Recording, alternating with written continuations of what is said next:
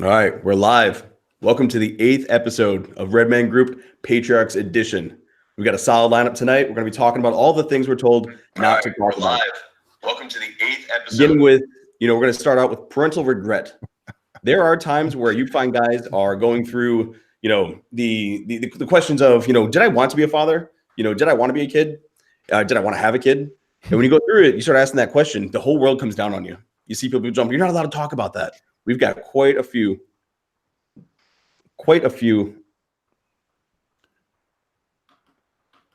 right. Quite a few other, topics that come up where guys immediately shut it down. And when they do, it completely throws you off of, what it is. Like, am I allowed to feel that? Am I allowed to express that? Am I allowed to talk to other men about this? So we're going to have the panel introduce, do a quick update on what it is they're going through, and then we'll kick this thing off. So let's start with you, Drew. What's going on, man?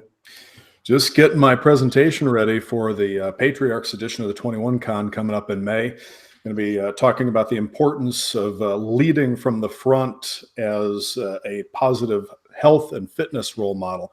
Basically, you can't expect your family to be healthy and in shape if you're not setting the right example. Still wrapping up a couple books and hope to have at least one of those ready in time for the convention. Awesome.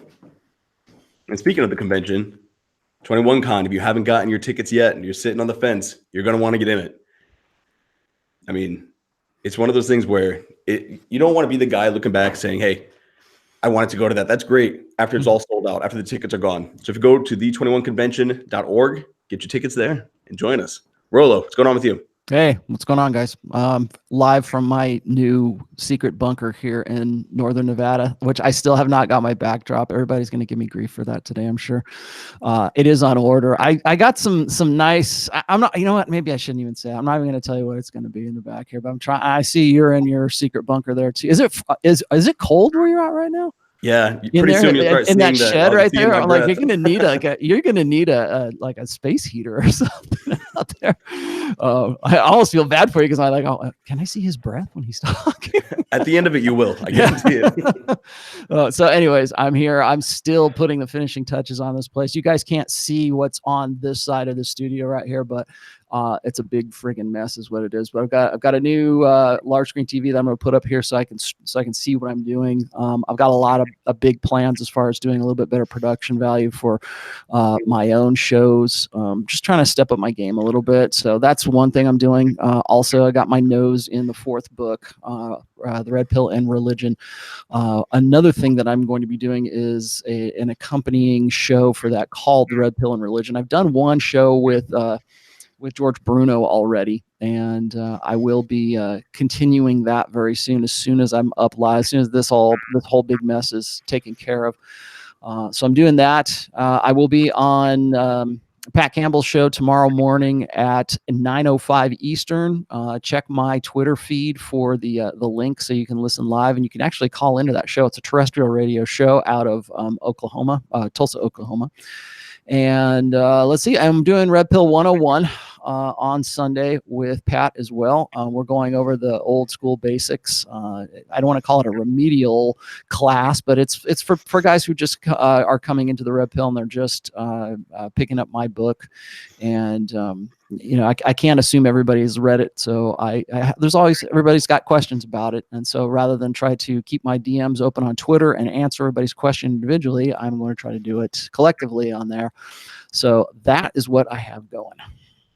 I feel like every time I see your channel, thread, blog, whatever, it's something is always happening.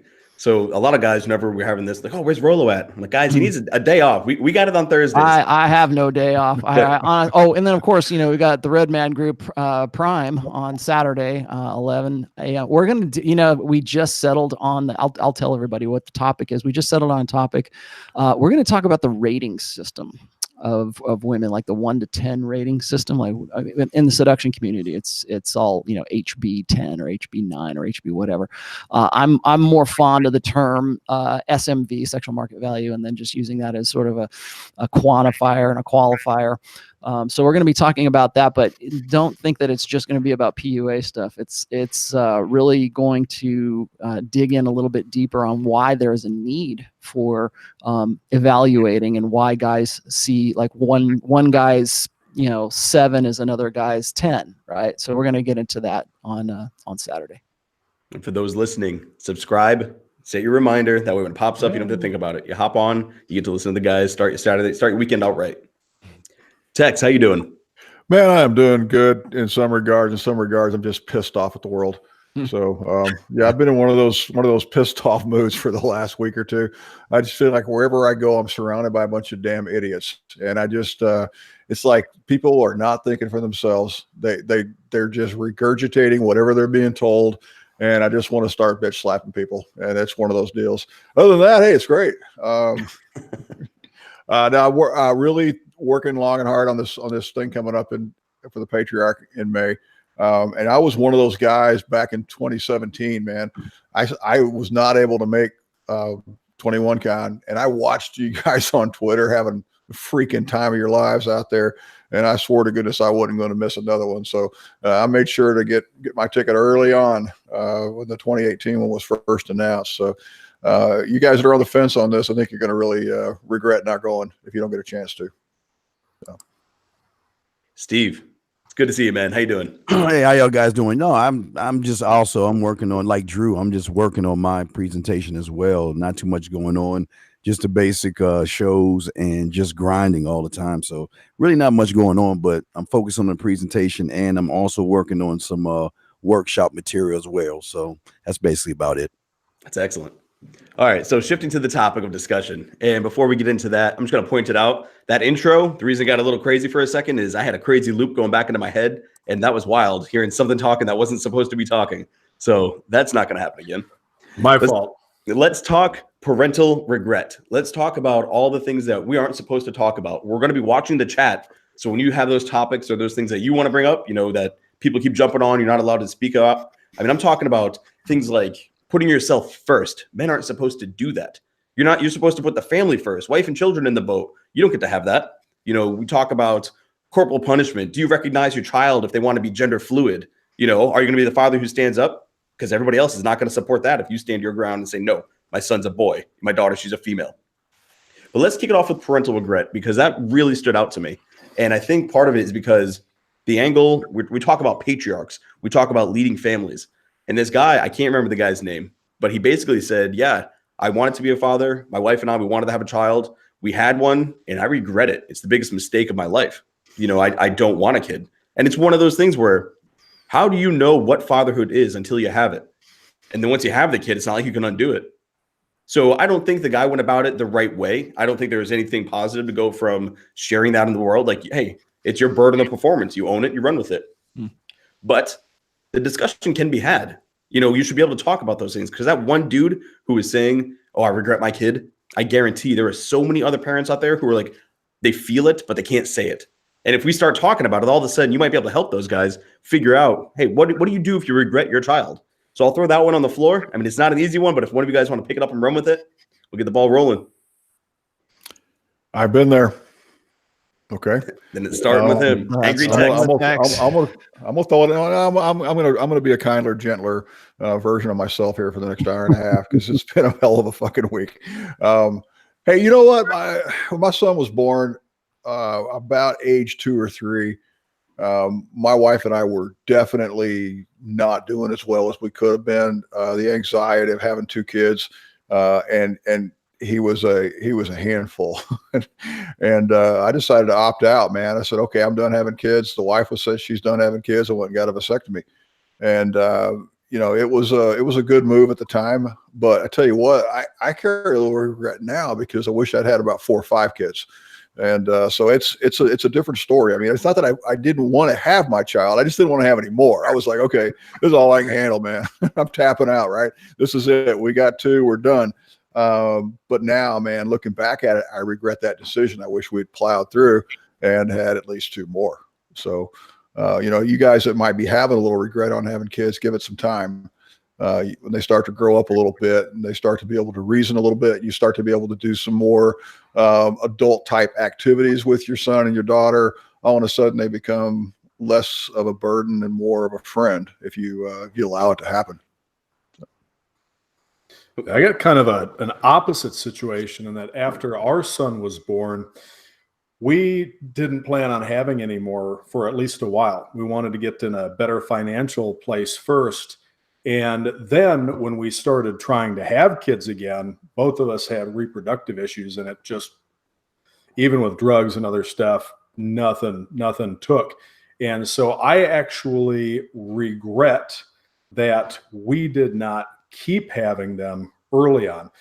My brother and sister both have 3 kids. I came from a bigger family. Both my parents did.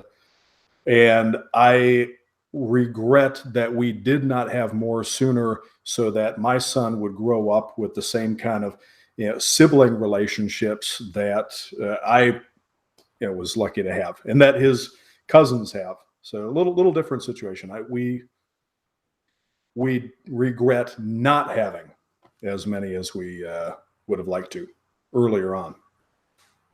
Yeah, for me, I'm like a father of 5, man. Like I say, I had to get clipped because I can sneeze on my woman and get her pregnant. So I had to, ego had to land. So I love kids. I mean, I'm arrogant enough to want to carbon copy myself. So I wanted a big family. So, and I got that. And I think when it comes to regret, see, to me, I don't really see it as regret, because one thing I always try to tell guys is that the thing you got to do before you even decide on even having a kid, you got to talk to your woman, and y'all got to discuss Christmas, Halloween, discipline, religion, politics. You got to discuss a lot of things out there to see even if she's worthy enough to have your sperm to get pregnant. So I was lucky enough to have that going on.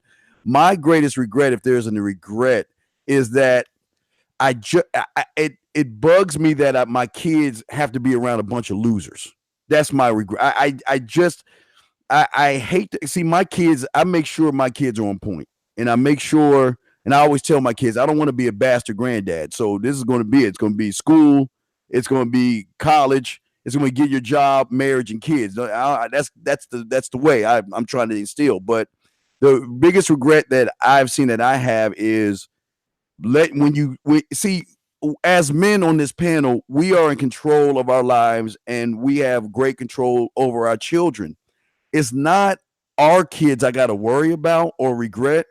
It's what they run into as far as other parents out there who are not taking care of their kids, who are not raising their kids right, who don't care about their kids. So my regret is, and it's not when we say regret, it's just because I know myself as well as y'all on the panel are being great fathers and great men, but we can't speak for the majority of people out there that come into your kids' lives and try to push drugs, try to push alcohol, try to push all these things up on them, and that's if there's any regret, and it's a small one, it's the fact that I'm putting my children in a world of a bunch of messed up people. Yeah. Well, having kids, isn't that one of the most selfish things we can do as men? Oh yeah. We are choosing to bring this kid in. Yeah. That's for us. Yes. That kid didn't have a freaking choice. Just to sort of tag on to Steve's comment there. One of the reasons I wrote the 3rd book, Positive Masculinity, was so that I could sort of speak to the guys who wanted to be parents. That's one of the reasons why I jumped on board with the Patriarchs conventions, because it speaks to everything that I wanted to convey in the 3rd book. I wanted to, I had so many guys coming up to me at the what was it? It was the Man Demand conference I did in Vegas, and I had guys there who had brought their own fathers, and I had guys there who brought their sons, and I had guys come up to me after the talk, and they were explaining to me I don't want my son or sons to go through the kind of crap that I had to go through. And your book has really, sort of set me free and opened my mind to a lot of things. I really want to give it to them. What's a good age to give them this information? And so that forced me to really reevaluate how what I was talking about could be, could be applied to guys who were parents. Like they were asking me, how do I be a red pill parent? How do I convey this to my son and my daughter? Right. And so that's why I started the third book. But like I did that because of exactly what Steve's talking about here. I wanted to make sure that these guys were understanding the environment in which they are raising their kids. Hunter, you and I have talked about this before. It's like you have to deal with not just like drugs and gangs and all that other stuff. It's ideology now too, because the blue pill is just endemic in education right now. We can talk about, progressive liberalism and all that other stuff, but it's not even so much that would be one thing. At least, when you are older and you're in college, you're an adult, so you can sort of handle that, or you should be able to handle that. But we're talking about kids who are like, 5 years old. I would just watch this one video of, there's like this reading time at the library, and they've got like drag queens reading to these kids at the library, right? Who the hell can prepare a parent for that? Who can? And I was just looking at this other video of this one kid who was at like a pizza parlor, and this drag queen was going around singing to the kids at the pizza parlor. Right. And I'm like, how are these guys not just up and just like laying this guy out?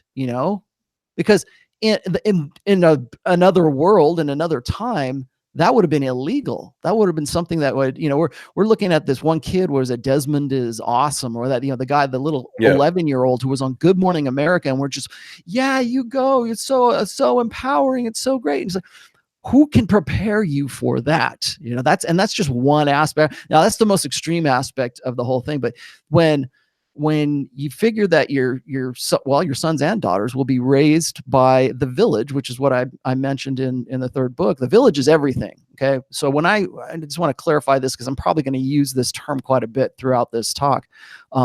The village is a kid's teacher. How Hillary Clinton says it takes a village to raise a child, right? Well, that village is everything from TV to the internet, to their teachers at school, to you, to their families, to the other kids on the Little League baseball team. It's like wherever they're getting any kind of influence that helps, that contributes to molding who they're going to be from a very early age. That's the village. Okay. And so right now, what I think that I had to sort of, kind of rewind myself a little bit, because I saw this when I was raising my daughter. My daughter is going to be 21 in April. Okay. So I'm a little bit on the opposite side of this, except for maybe Tex, because I know Tex has an adult daughter, but, when I was bringing my daughter into this world, I wanted to have a child, and I wanted to have a daughter. And that kind of made me an anomaly amongst my friends, because including my brother, because most of my friends and my brother got their girlfriend pregnant, and then ended up marrying their girlfriend. And fortunately, it worked out for my brother, and he's got 2 kids, and he's still married and all that. But most people knock up their girlfriend, and they have that decision made for them. So this is something that guys who are single need to really, digest or internalize. This is that if you get into that situation and the woman or the girl gets pregnant, you are completely cut out of the loop. There is nothing that you can do if she decides. You saw that thing on Twitter where the lady went to a forum and said, "Should I keep the baby or not?" And a forum of strangers voted. And I'm like, imagine being the father. She's like, "No, I'm sorry. The girls have spoken. I should not keep this kid." And you're like, "That's my child too." But you have no power. And you would think, and what's funny is like a group of strangers on Twitter have more influence over that woman than the guy does. So when you get yourself into that position, realize that when you're doing that, I chose to bring a child in the world. I said, I want to have a kid. And I did this. I've talked to Pat Campbell about this before too, is like, I intentionally wanted one child, right? I had the one child, and I thought about it, and I prayed about it. I talked to my parents, and we talked to my wife's grandparents, and we said, "What do you think?" And they're like, "Yeah." It's funny because her grandparents said, "Why don't you just have one kid?"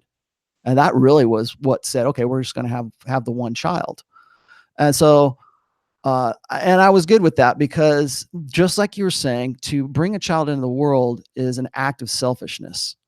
And particularly at that point, people were calling me that too, because I said, you know what, no, we're just going to stop at one. I really love this one kid. I'm going to pour all of my energy and time and effort into this one child because I have other things that I do, right? I have goals and ambitions that I want to do. But one of those is to have a child, have a daughter, and bring her into this world and to raise her as a, certainly as a red pill parent.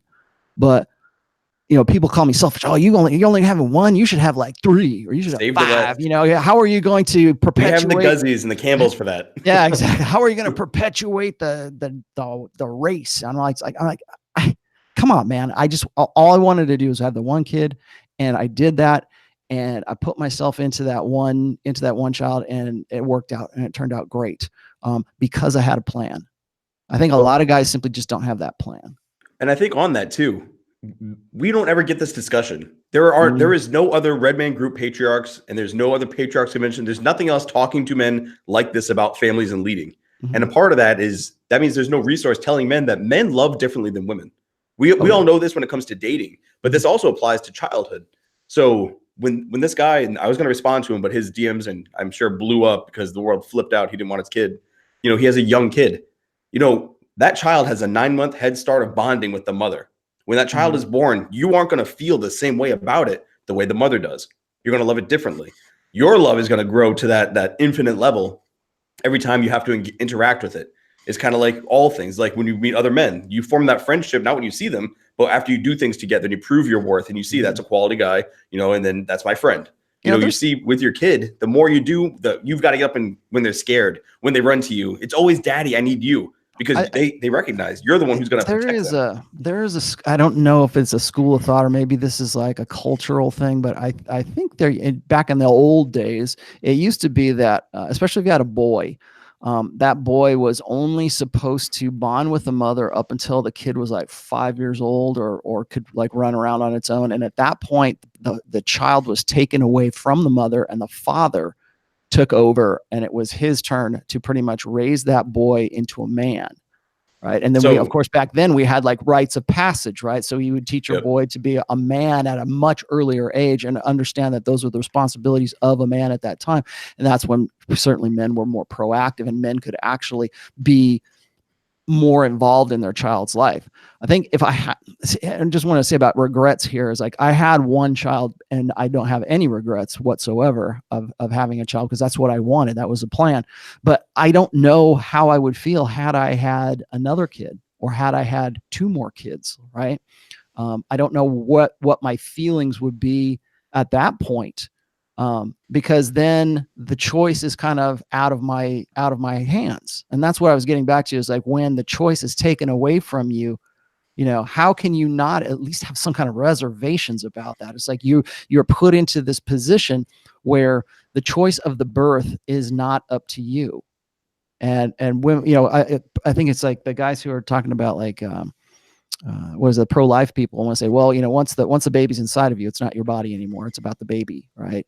And I think it's interesting that we prioritize the interests of child above everything else, unless the woman wants to have an abortion, and then it's the needs of the woman over the child itself, and then we're okay with that. But I think really, if there's the root of any kind of regret that men or women might have, is just simply not being able to have made that choice, and then having to live with that and make the best of it.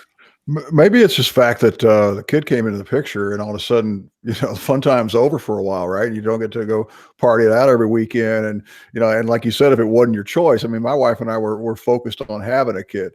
That was our plan, our goal, and we did it. But I've met a lot of people, man. They missed their party years, and that's kid will definitely put a cramp on your party. That's why I wrote a post called making up for missing out, because people were hitting me up and they're saying, well, Rollo, I never had an epiphany phase like you say in book 2. I never had anything. So you actually did have an epiphany phase. It's just the choice for having the child was made earlier than when you got to that point. Because I've seen, and this is this is an archetype. This is a very predictable pattern. Is like when people get married or they have children early on in life, and I've known quite a few in my own family. When they have a kid early on in life, the woman, when she gets to be at her epiphany phase, right around 29 to 31 years old, she's been playing mommy for almost a decade. And she's looking back on that, or she's living vicariously through her girlfriends, or she's, she's trying to at least in some way enjoy her party years, but she can't because she's playing house at that time.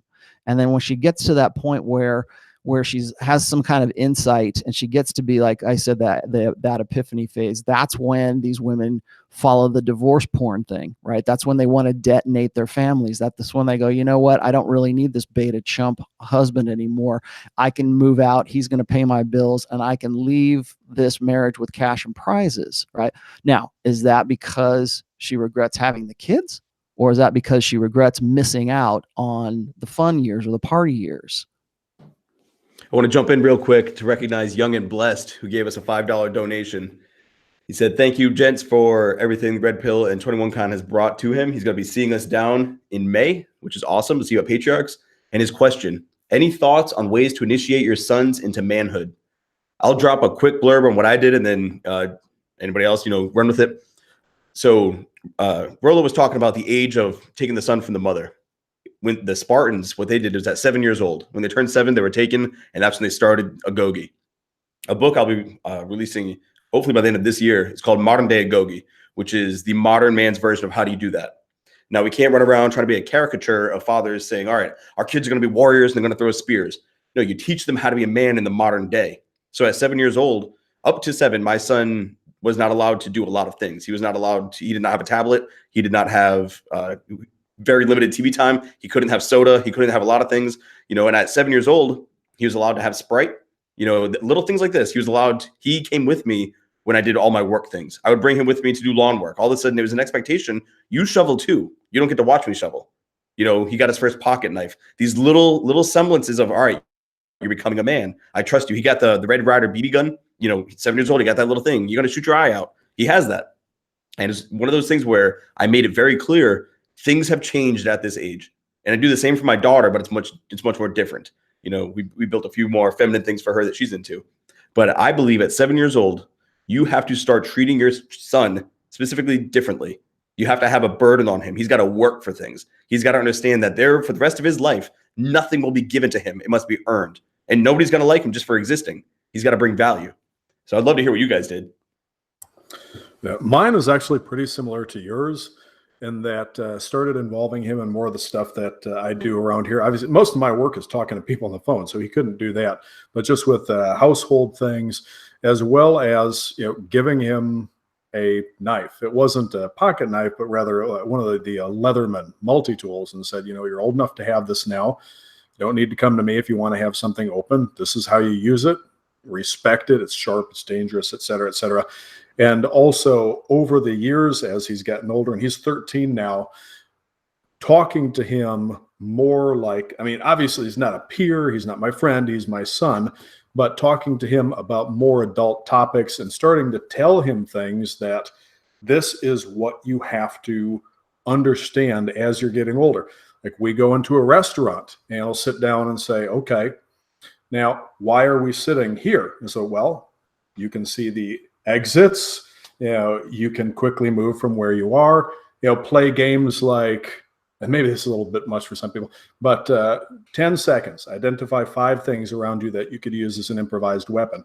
Just stuff like that. This might be going off in a little bit too weird of a direction, but also things like driving. He's not going to be driving for a few more years, but I tell him, these are the things that you need to know. The light turns green. Don't be in a hurry. You got to check because assholes will run the red. Talking to him about more and more adult stuff, telling him about the kind of things that he needs to know, needs to start thinking about, as well as, the kind of stuff that we talk to men about with regards to relationships. I've talked to him about the myth of the soulmate, mainly because some of the greatest anguish that I experienced when I was his age was because of that nonsense. So I think a lot of it is in involving them in more mature activities, giving them more responsibility, giving them privileges as they take on more responsibility, and starting to talk to them more about the things that they need to know as they get older. You don't want to raise a man child. You just treat him like a baby the whole way up. At some point, he's got to man up. At some point, he's got to, and even saying that nowadays probably ruffles some feathers, but you got to tell, hey, man up, suck it up, rub the dirt in the wound, go forward. Absolutely. It pisses me off that people think that there's something wrong with the term man up. Because to say that there's something wrong with manning up implies that becoming a man is something negative. What are we telling somebody when we say to man up? We're saying to, basically to take on and express masculine qualities that we want them to have. Take responsibility, take initiative. Now, if you are having difficulty with something, don't whine about it, don't complain about it. Analyze the problem, come up with a solution, and act. When we say man up, we're telling people to take on, to basically express positive masculine qualities.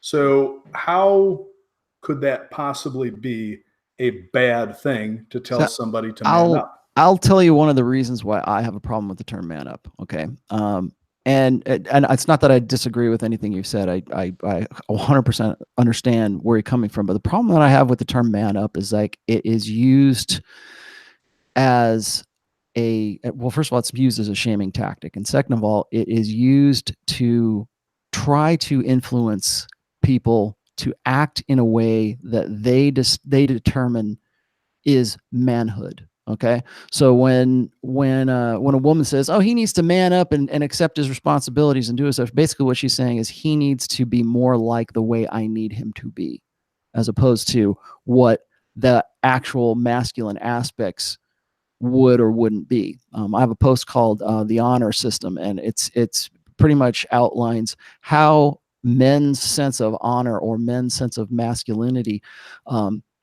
is used against us.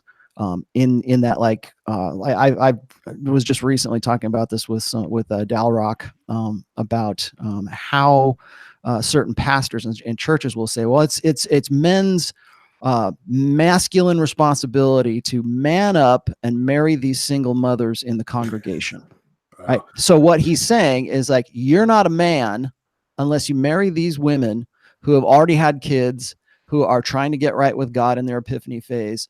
And if you are a real man, that's what it really comes down to. If you're a real man, you will do X, Y, or Z. And usually that's whatever it is that they think fits into that. So what I think is interesting is that in this day and age, we have so confused our boys and so confused our young men about what actual conventional masculinity is, that they want to define it for themselves. That's why they're going to go wear like lipstick and eyeliner and say, this is what it's like to be a new man, right? This is what masculinity means to me. Well, it becomes this completely subjective definition for them, because questioning a guy's masculinity is a tool, right? Say, well, you must be insecure in your masculinity if you don't do what I tell you to do.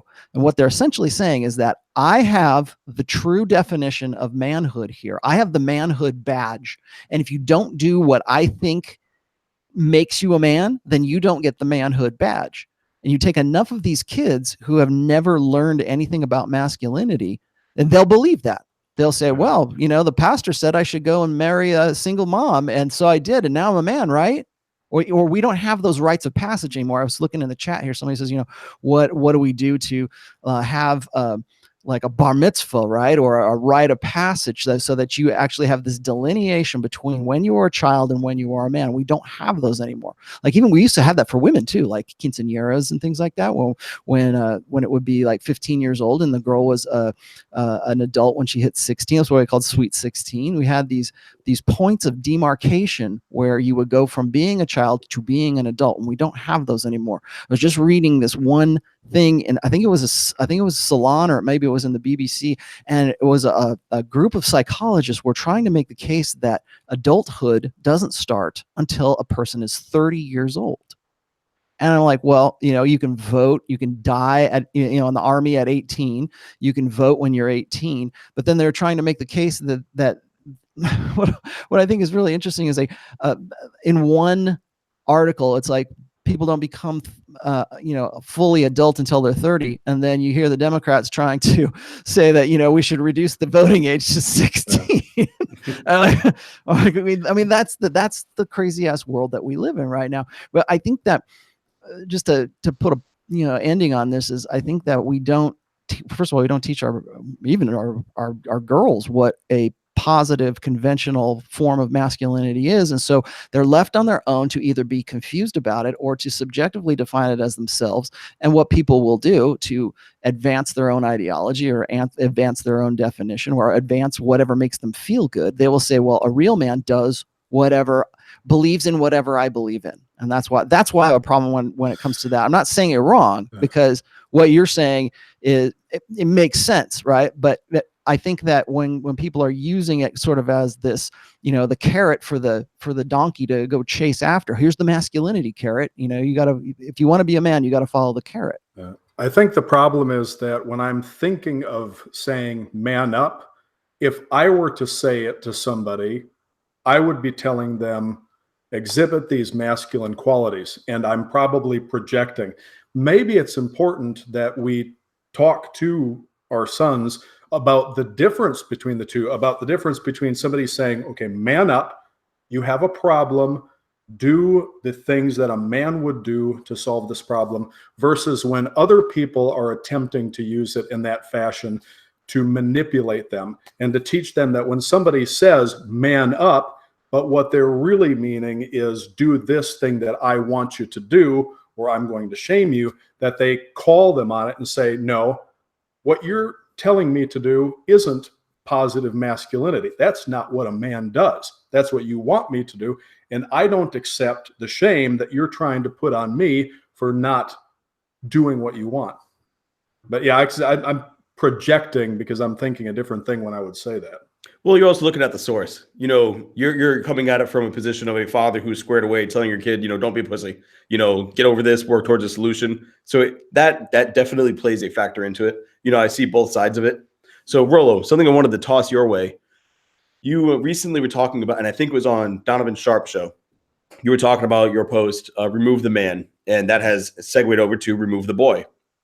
Now, I know what I do, but there are a lot of guys on here who maybe their kids are in middle school already. They're not in those early years that you can catch them and make them, confident in their muscles and their beard and stuff. We had a podcast once where that was exactly what we talked about. Was my son's school was trying to shame him for being competitive, and we're like, no, like I'm instilling that and I want that to grow. So I know you don't have a son, but what do you think these dads should be doing to push back when their sons are trying to be removed? When the school is saying, no, this is a gender neutral bathroom. No, you are not going to say I am, the boy student, I'm just a student, whatever it is. What are the course of action, not just, just the dads who are working on themselves and the men listening to us, but when they pass it down to the younger ones. I mean, you're well versed in the discussion, you've done the research. So what little actions can you take for a kid who's 12 years old being told you're not a man? Yeah. Well, I think a lot of that begins at home.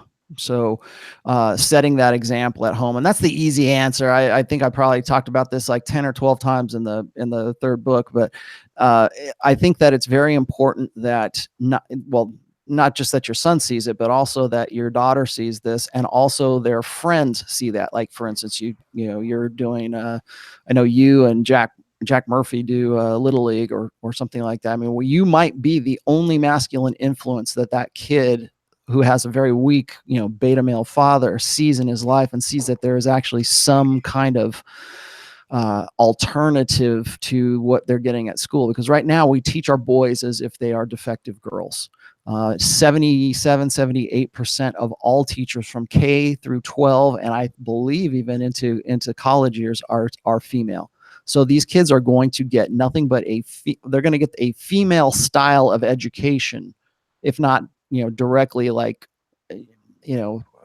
trying to mold them into something that is more female. The message that boys are getting right now is that it's better to be a girl than it is to be a boy. It's better to, in fact, they're taught what I call gender loathing. By the time they get to be 12 or 13 years old, they really wish that they had been born a girl, because it's more advantageous to be a girl in a gynocentric time that we live in now. But what's the answer to that? Well, first of all, I think that you have to be vigilant. That's the most important part. You have to stay on top of your game all the time, because you know, I know that a lot of guys, and this is a tall order particularly for guys who were like awakened while married, who became red pill after they were fathers and after they were married, and they're just sort of trying to sort themselves out, much less have, sort their kids out. But I think the first thing is to model that behavior, and not just like, walk around the house and, shave your beard or whatever. I mean, like, how you interact with other men is important. How do you interact with your brother? How do you interact with the guys that are in your social groups? Do you even have a social group? Like we were saying before, women talk and men do. What do you do with your son? Have something that you actually do together, that you share an interest in. I always tell guys that even if your kid is like really into chess, become a friggin' chess master. Okay, if that's what he's into, then get into that with him, so that you have those chances to still be there and to communicate with him. I'm really kind of fortunate, because I kind of saw that coming. And even with my daughter, I'm very communicative with my daughter. My daughter will come to me for anything. She does not keep secrets from me. And people will say, well, yeah, sure she doesn't. But like, she will come to me to ask me things that she would never go, or she would see her friends who would never do the same thing. Like, they would never consult their dad for anything, because their dad fits in to that beta, ridiculous Homer Simpson stereotype, right? And so they're not going to talk to dad. They're going to go talk to mom, because mom's the best friend. Well, that's way different from the relationship that I have with my own daughter. And I'm brutally 100% honest with her. As far as raising boys is concerned, I do not have a boy, but I do have a nephew who is the same age as my daughter, and I feel kind of like almost a co-parent with him and my brother. He's another baseball player, and has had his upbringing. He's had nothing but masculine like positive red pill masculine role models throughout his life. And as a result of that, he's a very responsible, very, capable young man right now. But I think if there's one thing, if there's one key element, I think it is being vigilant. You have to stay on top of this. And I know that's hard to do, but you really have to ask those questions and find out what's going on. It's too easy to just come home from work and go, oh man, I don't want to do this shit today. And because what's going to happen is, the moment you let your guard down is when the village is going to come in and teach your kid something that you're not even going to know he believes in. And like, maybe he's learning something about the soulmate myth, right? Or maybe he's learning something that his female teachers want to see idealized in the next generation of men. Because trust me, all these teachers that they're dealing with right now, they know this. They want they want future Hillary voters is what they want. They want future men to be feminist men. They want those future young men to be accommodating. They want them to be Vichy males. They want them to believe what they believe. And if you don't think that ideological indoctrination is happening, you're not paying attention. This is exactly why we need the patriarchs to have these types of discussions, because that's a unique role and challenge that patriarchs are facing. Now, Steve, I wanted to pick your brain about your sons in 1 second. But before then, we all talk about wanting to change, make a difference. The village is outnumbered and it is against you, but you can flex back on them. And one way I found to do that in my life is through coaching Little League. And you're talking about, if your kid likes chess, become a chess master. I never played baseball, not a game in my life except for like backyard. I played football my whole life, but my son, he loved baseball. He's very good at it. I taught myself the thing, and there is no way I was not going to be on that field. And since getting on that field and setting that example, the guy that I coach with, he would fit right in this panel, and he has no idea it exists. He's one of those just natural dudes who gets it. He lives his life, leads his family, is awesome dude. And his son does very well as well. And there's no coincidence there. The two dads who are putting the most time into their kids and leading properly, setting the standard, their kids are doing very well. So when I go out there and I'm coaching, and this is for anybody that's out there saying, oh, I want to make a difference. I want things to be better. You can make things better if you can go out and put yourself on that field and be a masculine role model for those kids, and they see that. But it's not just them seeing it. It's the wives seeing it too. And two things will happen from that. The wives will see it and be like, wow, look at that guy. Why aren't you like that guy? And the other father's like, oh, damn it, I'm sitting on the sidelines, and she's checking out Hunter. Or the other side, the other dad's like, oh, I never even stopped to think that I should go out and do something and give some presents to my son. It just doesn't cross their mind that they should go in the backyard and play catch. They think, oh, let's sit back and relax. That's what we should do. So all of a sudden, these dads are playing catch with their kids. These wives are motivating these dudes with some dread on their end, to go out and get a little more active in doing things. And all of a sudden, those fathers are getting involved and they're seeing, hey, this is what a man should be doing. He should be leading. So I think it's just one way you can flex. And back to Rollo's point, don't live vicariously through your child. You're going to go and do this. You're going to play football. I want to play baseball. You're going to do football because I did that. And that's what men do. You got to listen to your kid, man. It's their life. It's not your chance. It's not your chance to do it over again. Now, you said something about you got to talk to the boys. You got to set examples. Steve, you have more than one son. So do you engage them on an individual level with their different personalities to kind of see who's doing well in what front, who's doing well in different, and then where it is, you get that one-on-one time as opposed to the pack mentality where we're all together? Well, I'm always getting one-on-one time with them, but I treat them equal because I want them to realize that they're Williamses. So as a Williams, you're equal and better than all. So, but as a father of and again, there's a lot of guys out there who have biracial kids, and as a father of biracial kids, there are certain things that you have to talk to your sons about as well. And one of the things is race. You got to understand that people are not going to like you for the color of your skin. People are not going to like me, and some people are not going to like your mom, and that's just how it is. But one thing you can't do is you can't let the world define you. You can't see. I like to give my sons I don't give a F attitude with anything because I want them to realize that, like you said, we have these situations in school where everybody's bucking and pushing the narrative of you can't win and you're not allowed to be arrogant. You're not allowed to, beat your chest. And I want my sons to know that it's okay to win. As long as you're respectful, it's okay to win. I don't care how you do it. But one thing you're not going to do is you're not going to come home. You're not going to cry about it like a victim because I don't breed victims. So it's one thing to talk about it and let's work on your craft. But there's no coming home with your lip poked out because you lost a game or something like that. Also, I teach my sons automatically. I got them in Brazilian Jiu-Jitsu. I got them boxing, got them karate. I got them in doing all that stuff because I'm like this. Look, I'm not going to be there all the time for you. I don't want you to start any fights. But the way this world works is people are going to pick on you because, I won't say unfortunately, but it's fortunate. My sons have their mother's kindness, but they have my rage. So it's kind of a light balance between two. But the last thing I don't want people to do is bully my sons. My sons, you go to school, you make your friends, do your thing, but don't let no one pick on you. You are allowed to defend yourself.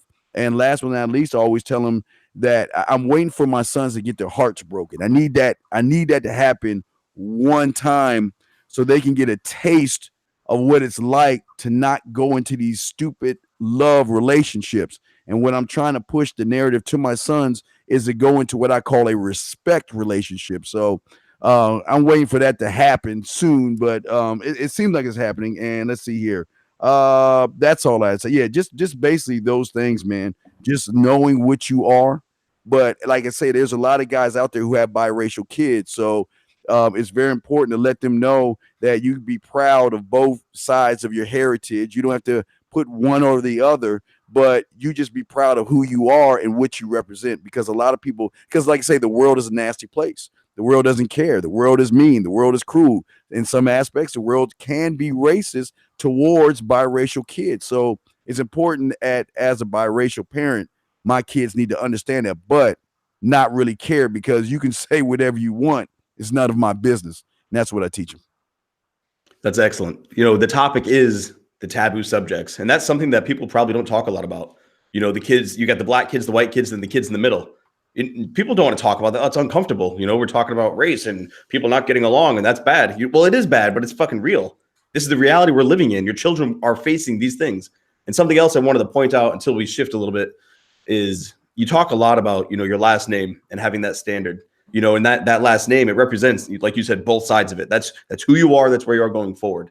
I think the more people are seeing this as the message continues to grow, we're going to find a lot of family taking a little more pride in their name, and a lot of fathers realizing they got to pass that on. There's something that goes with it, and you don't want to dishonor that. So you do the right thing. You do the thing you've been taught to do. And if you don't know what to do, you fall back on that.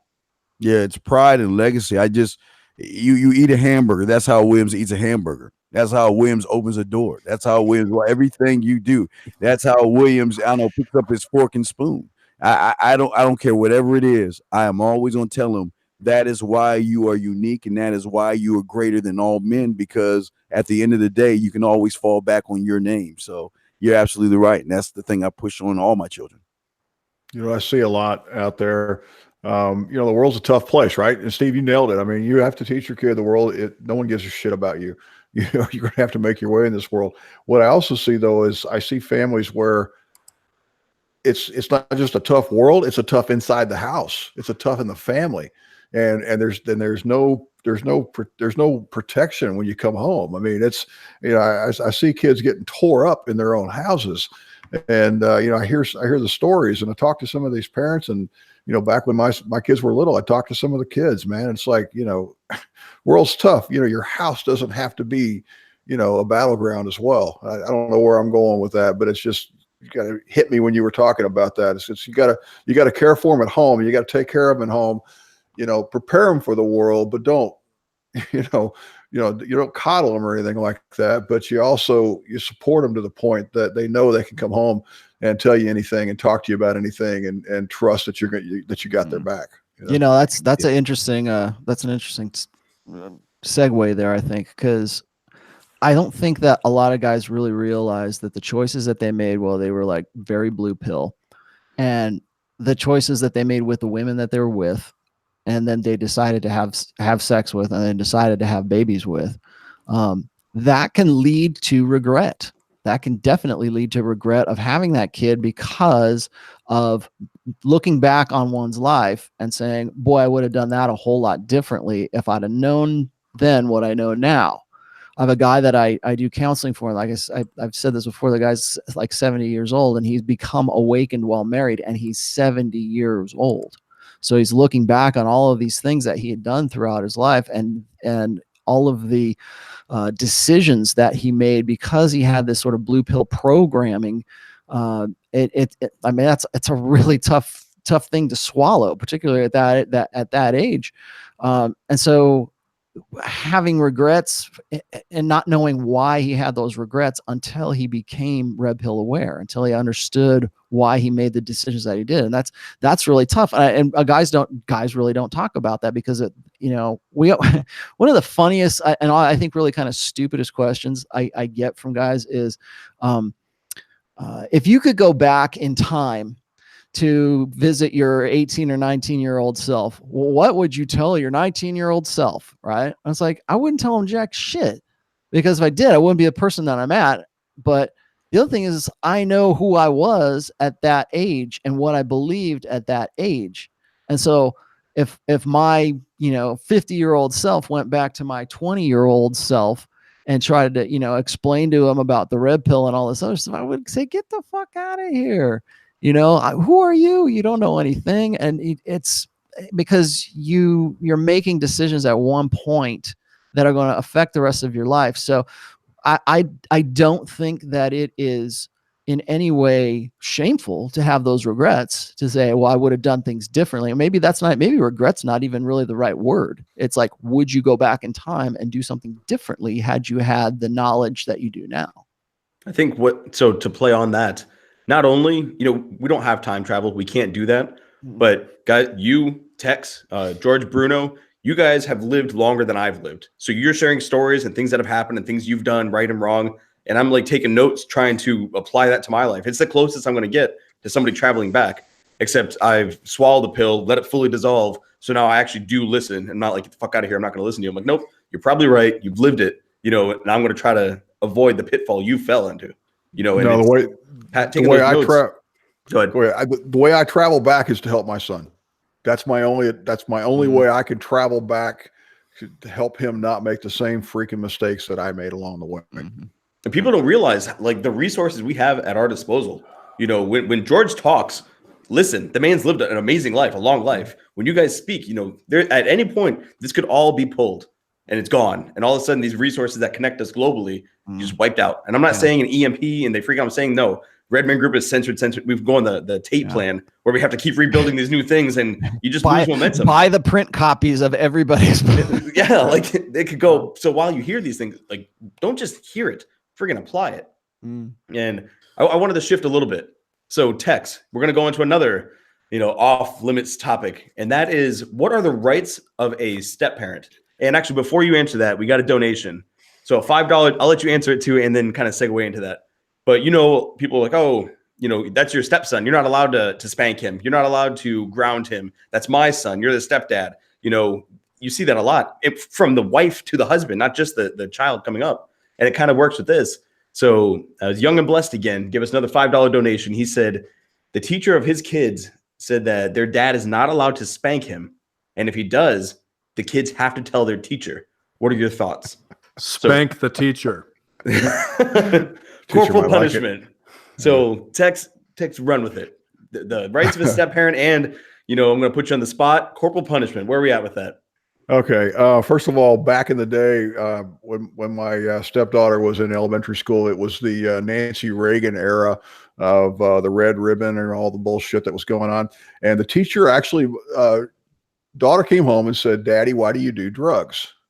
And I'm like, what the apparently they'd equated anybody that drinking alcohol as a drug. And so she had the whole thing spun up to where, and I went and actually had a teacher conference with her. I'm like, I don't know what the hell you're teaching these kids. I really don't know where you're going with this. But the bottom line is, you know, I'm a social drinker and you're telling my daughter in 3rd grade that I'm doing drugs. You know, that's ridiculous. But yeah, to answer your question, Young and Blessed, I mean, you know what? I did corporal punishment with my kids when they were younger. It only took a couple of times. They were smart kids. They learned quick. And I'll just put it at that. And I would almost challenge I don't know, you're living in a different world than I lived in 20 years ago. So it's hard for me to judge on that. As far as the stepchildren go, I married a single mom. Yeah, I did it. Raised my hand. And that's probably something I'm going to be talking about a little bit in May at the Patriarch convention. You know, I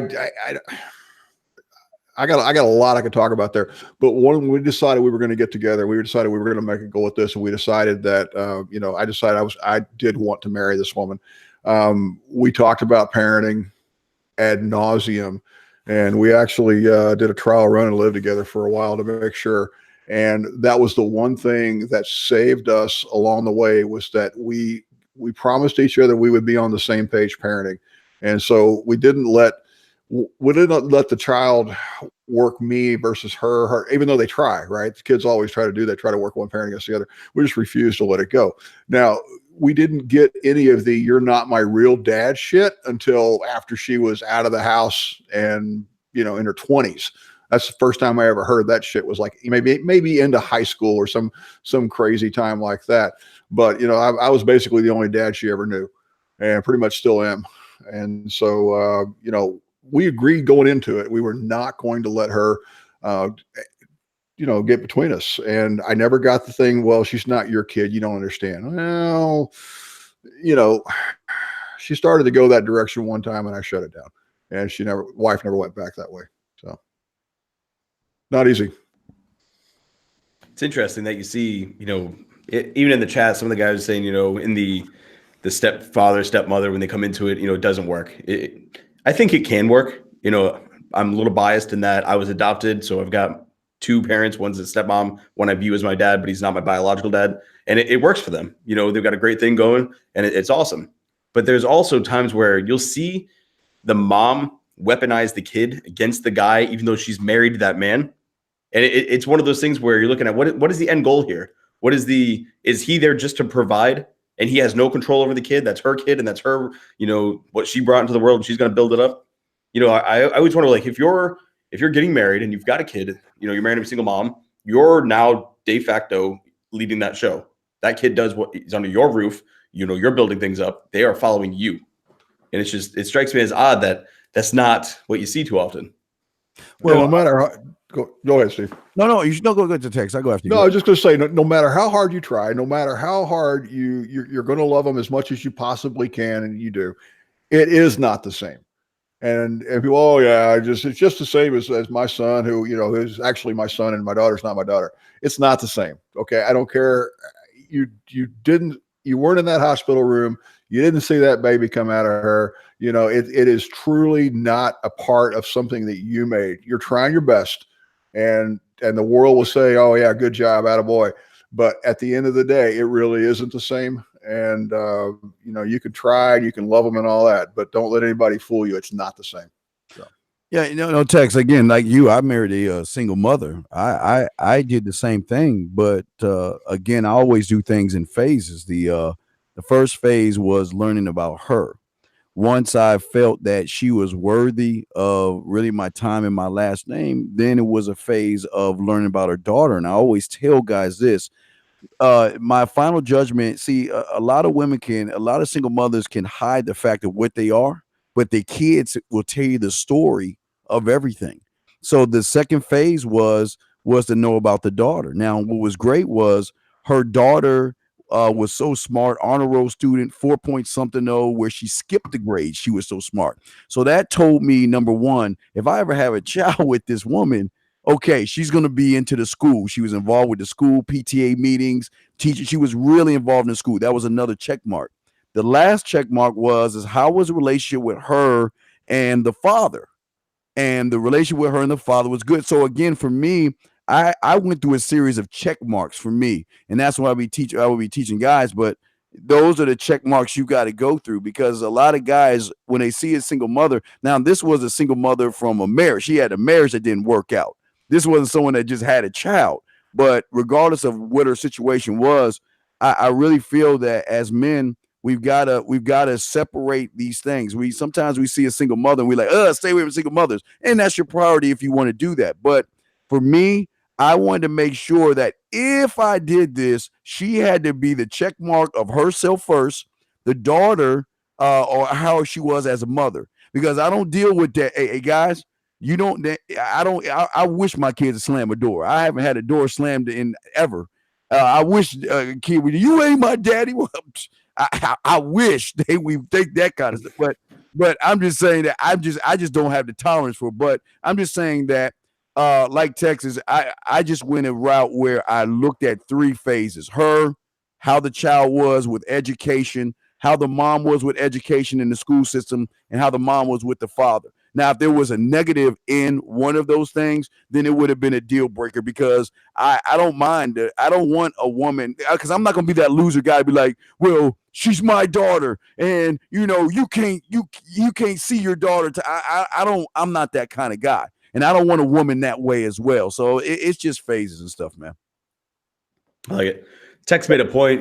He's like, 30 years ago, whatever. I feel like I was born in '87, and I feel like I've seen both sides of everything. I saw the phones on the wall where you had to memorize phone numbers, and I've seen fucking Pong, and I've seen Nintendo, and now I see like virtual reality, and I've got a computer in my hand. I've seen both of those. My grandmother, so I was raised by her. She was a Great Depression, survivor. She made it through. We would have to eat the knuckles off our bones when we were eating chicken wings. Like, you didn't waste anything. If your back touched the chair, you get slapped in the head. My dad was very heavy-handed. Like, he fucked me up multiple times, and I was very stubborn, so I kept coming back for more.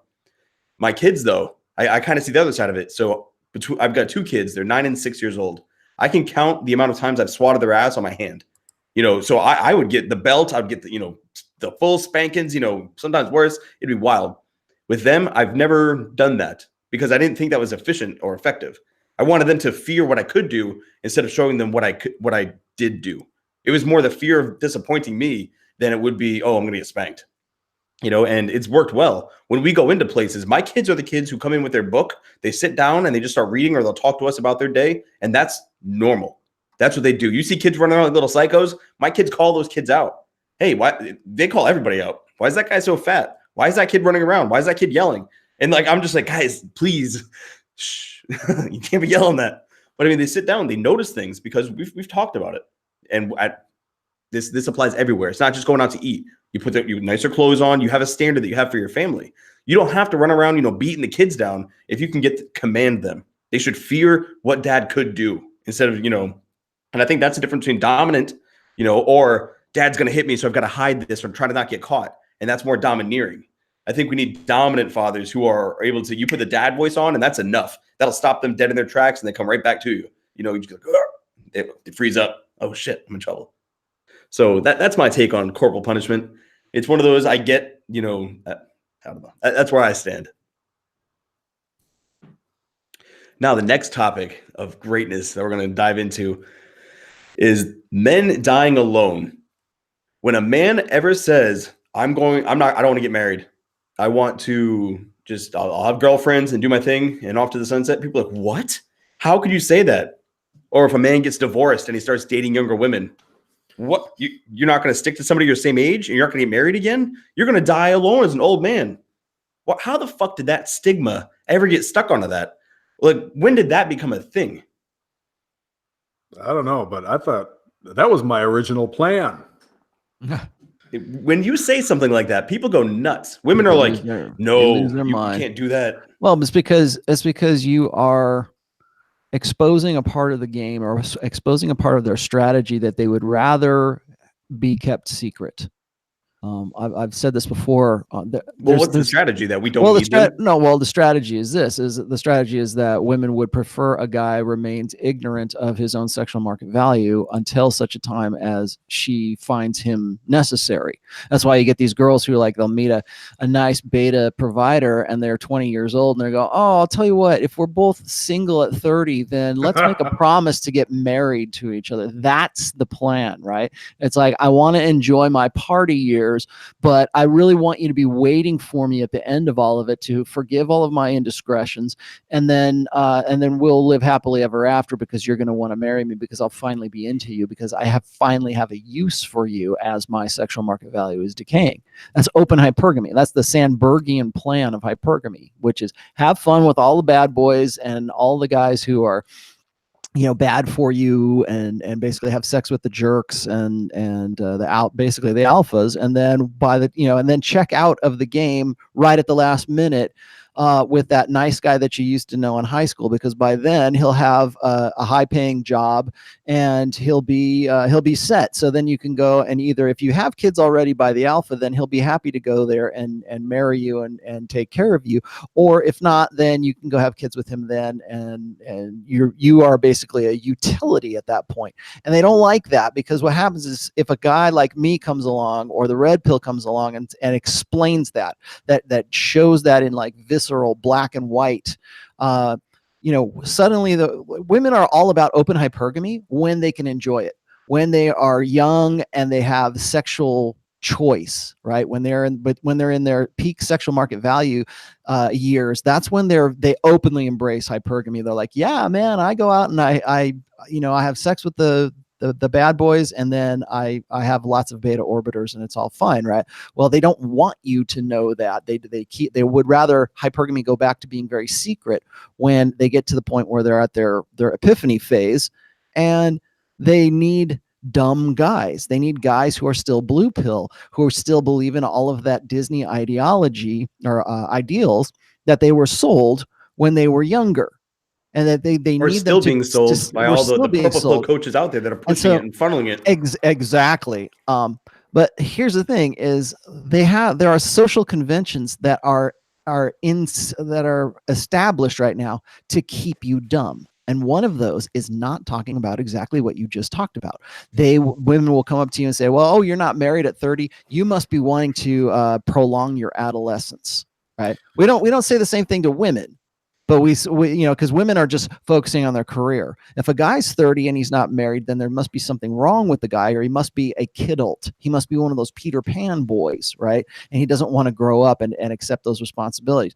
The other thing is, if you got a guy in this, and I get this all the time, particularly from purple pill coaches who want to say, well, you can't just be a bachelor forever, man. Every guy wants to settle down and every guy wants to have a wife or whatever. And it's like, okay, maybe that's true in some senses, but the reason that they're making that case is because they want you back on the plantation. They want you back and corralled and controlled and predictable. And so one of the ways they do that is they instill fear.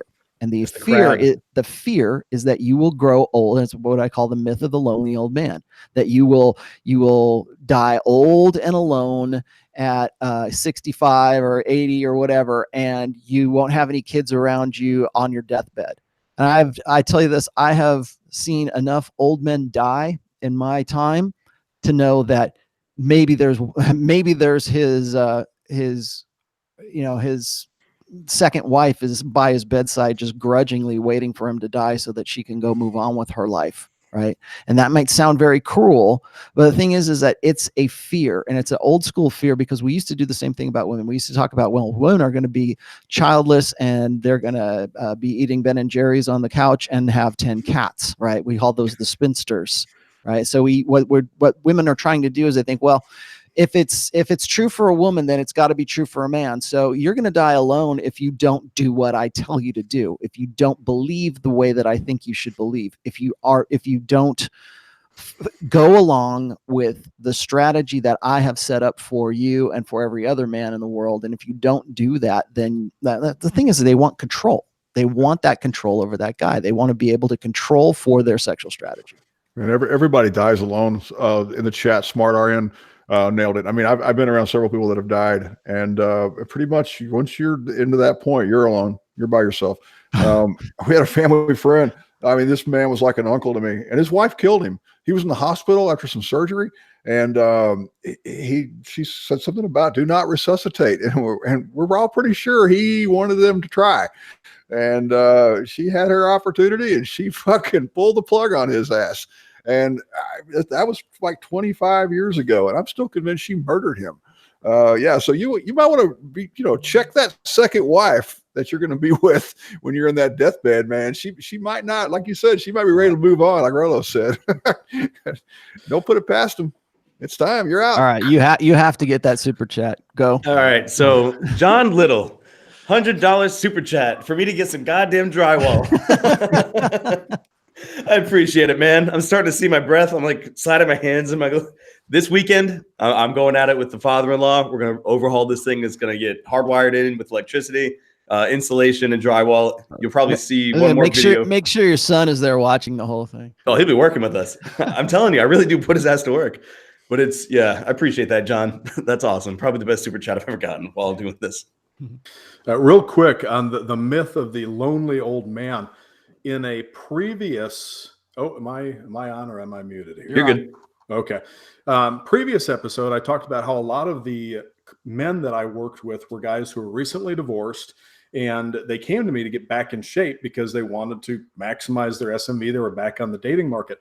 And these guys were miserable a lot of times starting out, but I remember several of them that would come to me, after a while, after they were getting in really good shape, week after week, telling me about the women that they were dating now. And these were mostly guys in their 40s and some of them later 50s even. And they were all very happy with that life. I think they would have been happy if they'd continued on like that. And one of my favorite clients, a guy I trained for a few years, this is about 10 years ago now, was in his mid 80s. And this is a guy that was a Marine in World War II. He was at Guadalcanal and Iwo Jima. Actually almost lost his right arm at Iwo Jima. Just a great guy. Anyways, in his mid 80s, and he had a bunch of girlfriends that were in their 60s and 70s. He wasn't lonely at all. He was doing pretty well for himself even at that age. So no, I do not, obviously it's going to be different for different people, but I think there's no reason why some people can't be happy being single for their entire lives and just dating. And obviously if this guy could do it in his 80s, there's no reason that anybody else who doesn't take care of themselves. And this was a man's man. This is a guy who, well, he was working out in his 80s.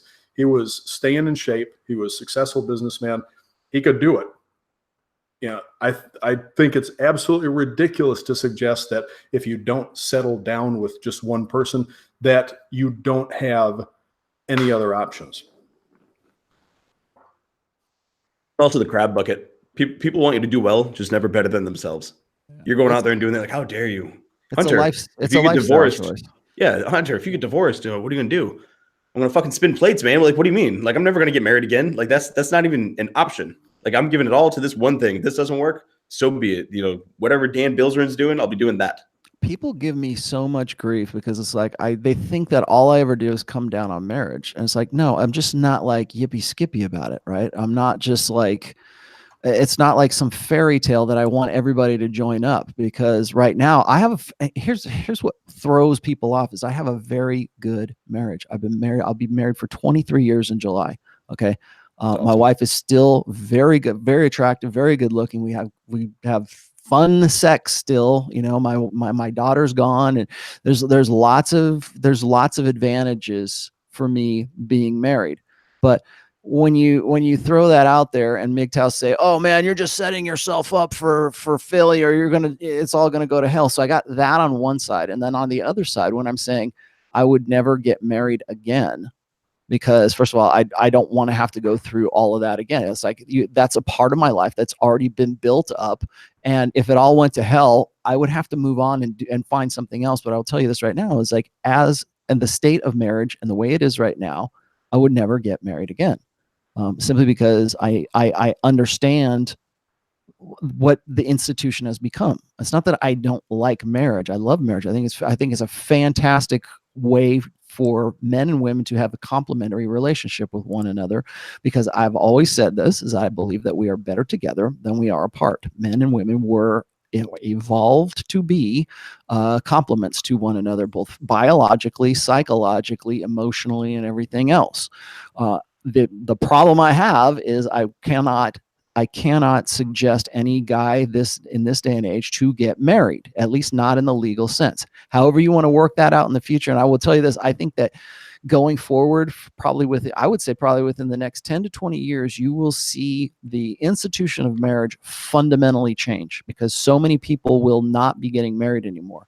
Like purple pill coaches love to say this, well, the divorce rate's going down. And go, yeah, so is the marriage rate. It's going down with the marriage rate. It's also actually mostly women are postponing marriage to later and later ages. I think the average age for the first marriage today is like 28 years old, 27 or 28, somewhere around there.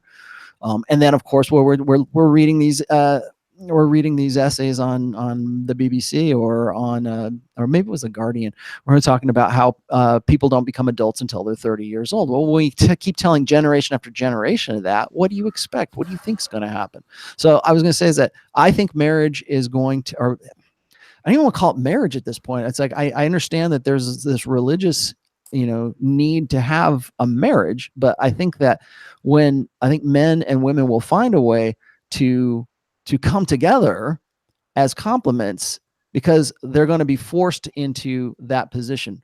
Dalrock has always said this, is that we have switched child rearing from a marriage-based model to a child support-based model. And I think that child support-based model can only last for so long, because too many guys are just going to simply check out.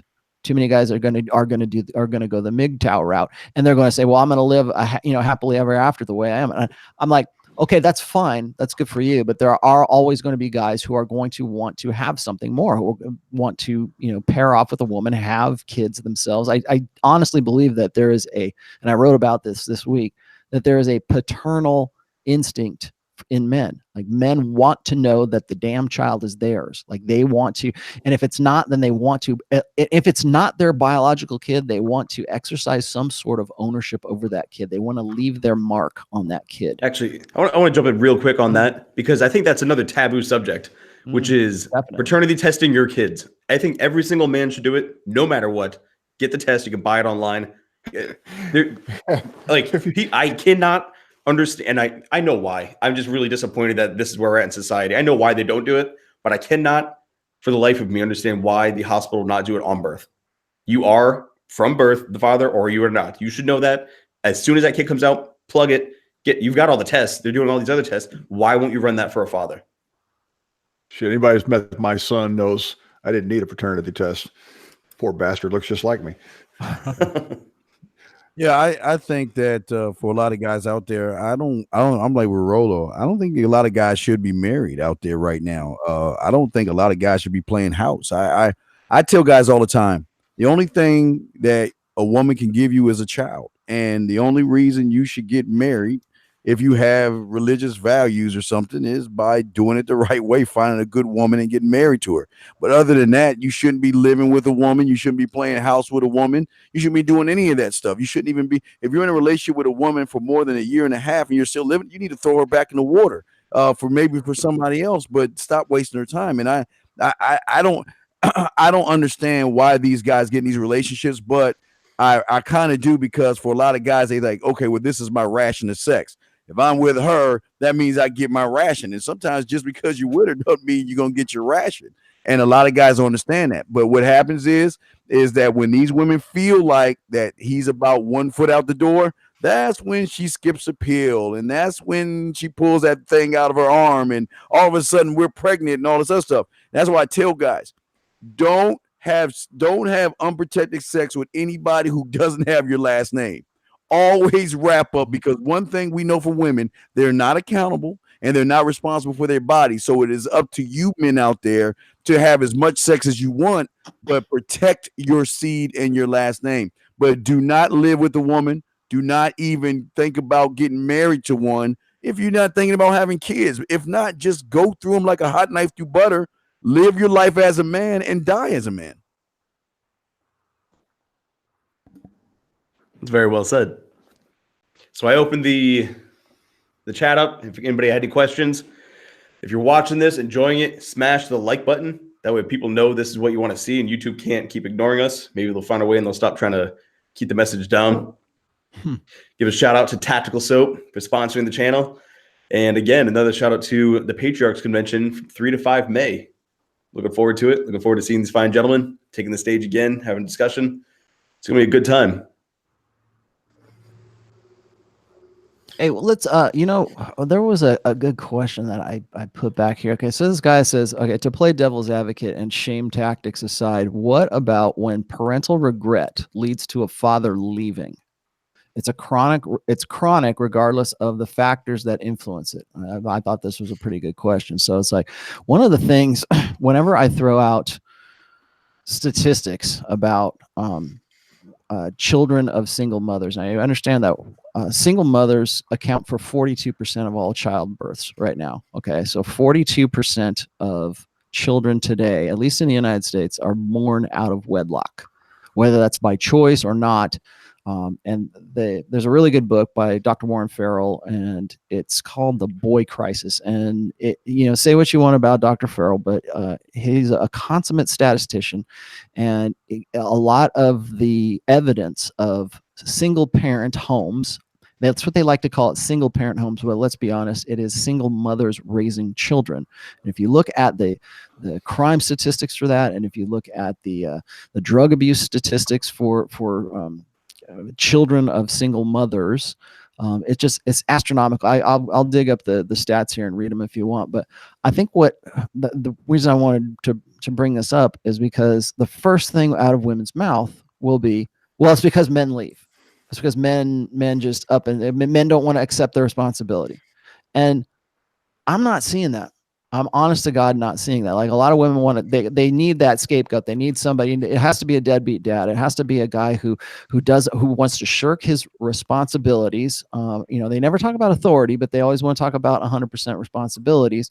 And so and maybe that's something we ought to talk about here is, do you see most guys like just wanting to up and leave? And I don't know, maybe this is different for different demographics. Like, maybe it's different in inner city stuff as opposed to, guys living in the suburbs or something. But I think that you have to understand that women have the choice to be single mothers. We encourage women to be single mothers. We praise them. We lift them up as superheroes for being single mothers. A woman can go down to the sperm bank or freeze her eggs, and have kids whenever she wants to, where we are are taught, or we're conditioned to believe that a woman can be just as effective a father as a mother. And that's not the conversation I want to have here, but I'm just saying is that we lift women up to the point where it's so much easier for them to become a single mother. Whereas if a guy wanted to become a single father intentionally, he's got to jump through a lot of hoops and have a lot of money to do something like that. But on the other hand, if a woman wants to be a single mother, all she has to do is find the right chump and get pregnant. Or if and that's one way. Okay, there's so many bonuses. There's so many stipends, I guess, for women to become single mothers. And what do? We praise them. It's they're superheroes, right? For being it, because they're doing it all, and they're doing it without that deadbeat man, right? They're making it work without him, and that's why I always talk about how we think of fathers as being superfluous. But are men really doing that? Or is it that they are just simply disenfranchised from the whole thing? We just talked about this a minute ago, how when a woman gets pregnant, that guy is cut out of the conversation completely. He is unquestionably disempowered. He has, if a woman wants to have an abortion and the man says, no, I want you to have the child, he's shit out of luck. Okay. That's the easy side. But what people say is when I bring that up, they go, yeah, what man really wants that though? Right? Men are trying to convince women to have abortions, not to actually keep the kid. Now, I don't know. Maybe I think that's changing, but what do you guys think about the deadbeat dad thing, or the guy shirking his responsibility? To answer the question head on, in my life, every divorced man I know does absolutely everything he can to do as much as he can with the kid, and he is kept from him. He is kept from his kids. He's not allowed to take them on certain times, not just because he's sharing with the mom, but it's not just shared custody. He's also not allowed to have certain parts. So he gets a weekend while the mom gets like 2 weeks. And during those 2 weeks, she can go do her thing. So I've yet to see that. That guy, that one tweet we saw where he said he regretted his kid, he's still there. He's still a dad. He's still parenting. He's still doing that thing. Yeah. I've yet to see it. And honestly, it's at the point where I think these women want there to be something there because they got everything. There is no oppression over them, but they still want to fight. Like, what do we fight? Well, let's make something up. All these guys keep walking out on this. Who? Now, again, I don't live in the city. Maybe the inner city, there's a lot more of this going on. I'm in the burbs. I'm in a small town USA. So in my world, that's not a reality. These fathers do everything they can to be a part of their kids' lives, and I just don't see it. I mean, are you guys seeing anything like this? I mean, I don't know what to say, to be honest with you, because every guy I have known has been the same way, right? I have been, they fight to get to see their kids, and they risk being thrown in jail for not paying child support that they would love to pay, or they could pay, but they're being raked over the coals for it more and more. I mean, it's this, pay as much as you can up to that particular point, and if she needs more, then she's going to petition the judge to do that. I mean, Rich Cooper probably could talk till he's blue in the face about this kind of stuff. I tell you what, 5-6 years ago, I would have never believed this bullshit. I would have never thought in a million years that women fuck their husbands over, keep the kids from them, make it a living hell. If the fucking check's 2 days late, you're not allowed to talk to the kid for 3 weeks, that kind of bullshit. And I've seen it now. Okay. I've seen it in my own fucking family. Okay. It is tragic. It is the most misguided bullshit. And the kids are the fucking losers every single time. And I never thought in a million years I would ever see anything like it. And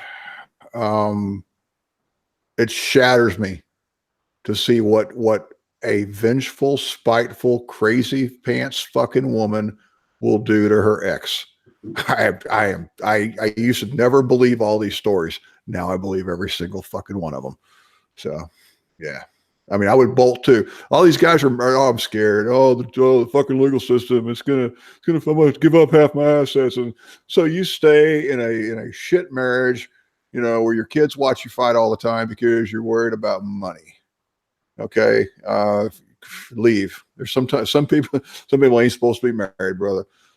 Get out. Your kids will be better off if you aren't fighting all the time around them. But for God's sakes, man, guys, fathers have got to fight. They've got to fight the legal system. They got to fight society, and they have to fight crazy psycho ex-wife just to see their kids, man. And it's humbling to to understand what men are facing right now. I never thought it would ever happen until I saw it. The guys that I talk to and the guys that Rich talks to as well, all look for our advice because they want to find a way to get more time with their kids. They want to find a way so that they can, I mean, they want to find, like, there's no, there's no itemization for the money that they send them. They send their ex-wives, for child support. It's just like, well, she knows what she's doing. And again, of course, this goes back to the Duluth model of feminism. And, women are always the victims and men are always the aggressors, right? But the guys that I talk to feel disenfranchised. That they really, honest to God, want to be good fathers. They want to be involved. I mean, they're crying, online to us because they really want that kind of involvement, and they can't do it because their wives, are either vindictive or maybe in some cases, the way that they had the divorce or the way that they separated, even the state comes between them and makes the guy, unable to see his own kids and unable to be involved in his children's lives. And if that ex-wife wants to move away, well, then that's her. And then the guy can be shit out of luck. The guy would have to follow along if he wants to have, custody and this shit like that. I don't see it. I don't see the guys just up and saying, well, I don't want nothing to do with it. I'm out. See you later. I think most guys want to be involved in their kids' lives. I see it over and over on guys that I knew from high school, a couple from college that friends with on Facebook, constant posts about crazy bullshit that their exes are pulling and the garbage that they have to go through just to be able to get time with their kids. I know one guy who's it wasn't his ex-wife, the girl that he was dating for a long time. They had a kid together, and she started dating some other guy. Other guy's a lawyer. So with the help of this guy, they have made it almost impossible for him. I think it's been 3 years or so that he hasn't seen his daughter, and he's almost broke because he can't keep up with it legally because the other guy's a lawyer, knows all the tricks, and is basically just done thing. I don't understand exactly how it works, but from what it sounds like, he's just done everything it can to make it so expensive that he just can't do anything about it. It is seriously fucked up. All right, we got a super chat from Unpussified, and he says, I highly recommend mothers return to work. It mitigates divorce threats. Question, at which children's ages do you recommend the wifey mother returns to the workforce? If I were to answer it, and this is what my wife and I did when they went to school full time, so they were away and out of the house, that's when she started working. She started doing real estate. I'll tell you what, mine was always a worker. When I first met her, I said this in chat a while ago. When I first met her, she'd been working 2 jobs after her divorce. Her ex never gave her a dime. And so she was always a hard worker. Hell, even when my son was in a stroller, she was a crossing guard at the school where my little girl went to elementary school. She always worked. She always tried. But once my youngest one finally got to about 1st or 2nd grade, it was time for her to try to get back into the workforce full time. And she did. And you know what? We couldn't afford childcare. She worked at night. I mean, she worked at the mall. She worked at a shoe store. She worked at a beeper store. I mean, you name it. She had no problem with working.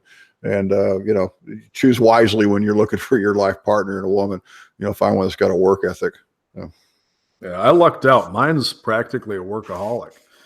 She, as soon as our son started going to school, she was back working too. So it's, I wouldn't want her doing that when he's younger and when she should be at home taking care of him, but it works out perfectly too because her work hours coincide with his school hours and she's got a schedule that she can adjust to that. I'd say as long as it doesn't interfere with what they need to be doing around the house and as long as it doesn't take away from time they otherwise would have had with the children, then if they want to work, sure, why not?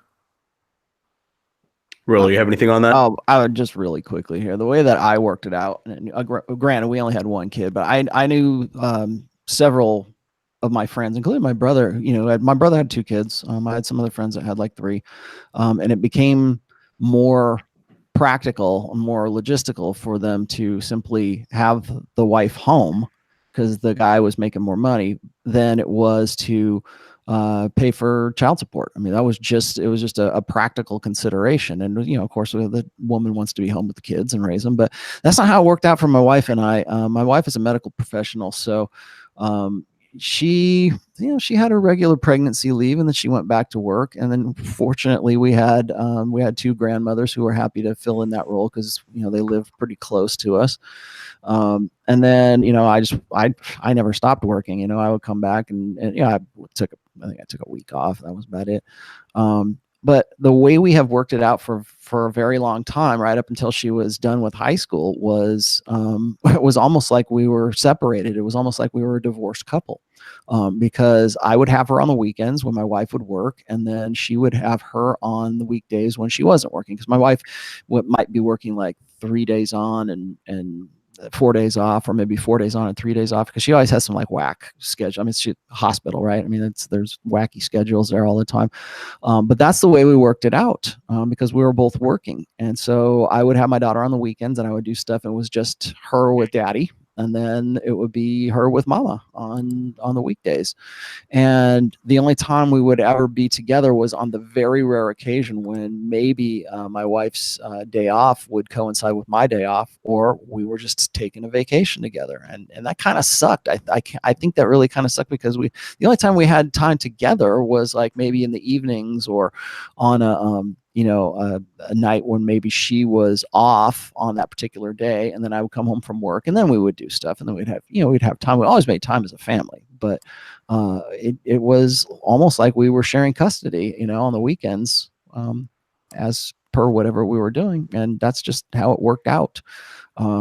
It's not because, and I think this is something, this is a point of confusion I think a lot of women get into, is like, and guys too, is they think that if a woman has a job, she must be this careerist woman. No, that's not. There's a difference between a woman who is like just this career driven, woman who wants to be the CEO of the company or wants to like move up in middle management. There's a difference between a careerist woman and a woman who just has a job.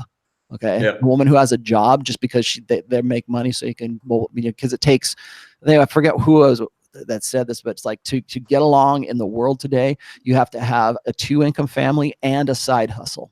And then you can live, the way you want to. Yeah, that's an indictment on all of society these days. I mean, they've set the system up to us to. I mean, that was like the old joke, right? I mean, the women's lib and such, feminism, second wave in the 60s and 70s was just to create more worker bees. Let's get them more. And so you got to keep up. You got to keep up with the Joneses. You got to have this. You got to have that.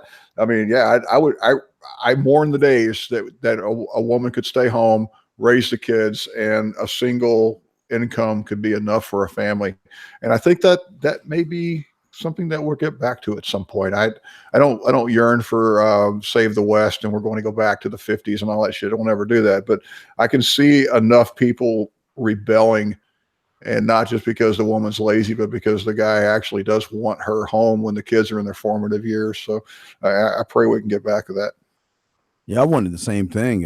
My situation is a little bit weird because I was doing what we're doing now when we started having kids. So I was always home working. So we wanted, but the thing with my wife and myself, like I was saying, she got pregnant, took the paternity leave, then she went back to work. But the thing about us is that we had a plan of attack. So I was going to work, she was going to work, because we started off in an apartment. But we had a plan. This is what we're going to do. We're going to start off in an apartment. We're going to save our money, and then we'll rent a house. And then from renting a house or leasing a house, we'll move into a house. And then 5 years later from that, we'll build a house. And right now we've already built the house. Now we're going to we got like a 7-bedroom right now that we built. But now the kids are gone. We're about to deconstruct this and go to something smaller. But it was always a plan with my wife and I that, I was home, but I'm not paying child daycare when I can do it myself. I mean, I can do it. So I was working. So our situation is a little bit different. I was working from home. so I could do it. But she was doing her thing, but she would come home and she would pick up the slack on weekends. But when she got home, she got right in that goddamn kitchen, started cooking. You believe you me? So yeah, so she cooked, cleaned, did the laundry, did all those stuff. So we kind of worked together as a team. Steve, did you want to hit that question? Yeah, there's a question that someone said, what do you do when your ex threatens to take your kids and move across the state lines and slap you with a child support? Do you stay with her, take the chances in court, or suck it up for now? I just want to say two things. No, number one, I'm all about solutions, and I know a guy that showed me that, yeah, be responsible for your kid, number one. But if you want to fight child support, there are ways that you can fight child support in family court. You just got to know people. And I do know someone named Greg Dawes. He does that all the time. He shows guys how to fight the court system and child support. That's here nor there. But this is the thing that I said before, guys. You guys don't, you guys who get in these relationships with these women act like all of a sudden she was like an evil bitch after you had the kids. You knew what she was before you laid with her. You knew she was disrespectful. You knew and it's very rare women can cover that up until after the child is born. So again, guys, this is why I tell you, please wrap up. Please stop having unprotected sex with these women until you can realize she's worth it. Now you're dealing with her taking your kids, child support, and all these other issues that drive a lot of men crazy. Guys, what y'all got on that, man? I mean, it's one of those things. They don't want to see it because they want it to be that Disney fairy tale they've been sold. Oh, she'll get over this. It'll get better. And I had a whole thing. I was talking to some chick about these wives don't want to have man children for husbands. I was like, you realize this guy was playing video games the whole time you were dating him. Why did you think he was going to change out of that? That's who he was. You see this chick, you see the actions leading up, unless she's very good and hit it the whole way. You know what's there. Now, you don't know what you don't know, and you got to figure that out. But if you see lying here and you see hiding there, and, all of us have written, plenty of material on what the red flags to look out for. What does Rich say? If she's showing more red flags than a Chinese parade, maybe you should pump the brakes a little bit. These guys, they don't do that. They want to look over it. They can save her. Well, guys, they can fix her. Guys want to project onto these women what their ideals are. This is why I always, and you want me to go up against the purple pill guys on this one, right? This is why I always say there's no such thing as a quality woman, right? Does that mean that there's no such thing as a woman who is like a better off than the other one, right? No, that's not what I mean. What quality woman is when guys say every woman is a quality woman to a guy who can only see her as his ideal. Okay. So whenever, right before you say, I do, that woman is a quality woman. Right. And then when you're signing the divorce papers, that quality woman is no longer a quality woman anymore. She's the evil bitch that's taking you for everything you got. Right. And so that's why I tell guys, be very, very careful of, building up that woman into your ideal. Right. Oh, she's really quality. Well, yeah. How many guys on this end, like this guy is asking in the chat here, how many of these guys are, they're talking shit about a woman that they were enamored with before, and it's not that she was any different. It's just that they didn't want to see it. They wanted to build her into that ideal that they had. And I think particularly when it comes to beta guys, they do this because they don't want to ever give themselves permission to be, to have some standards, right? To ever qualify or disqualify a woman. Like it shouldn't be on you to do that, because if you do, you don't want to risk being seen as a misogynist, right? Because for me to say, oh yeah, that chick, she looks like she's a hard 8, right? Or to me when I've gotten, I don't get too many female critics because usually they don't hit me up. But the one thing I always, when they decide to give me critiques, is when I say that woman is an 8 or that woman is a 7. How dare you? How dare you say that she's doesn't meet your standards? She's not there for your pleasure.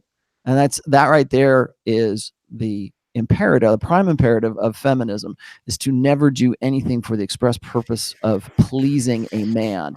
So for me to go and say something like that, or for me to say, hey, I prefer blondes over brunettes, right? Or I prefer, like, what was it?